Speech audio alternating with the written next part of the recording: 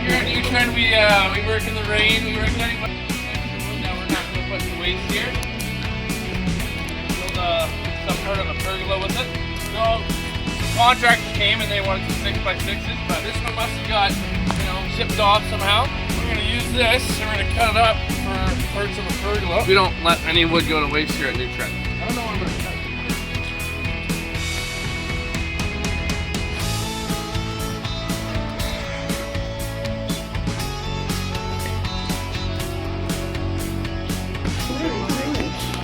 It's a huge piece of wood. What do you want to cut it to? 45? Which way you got it?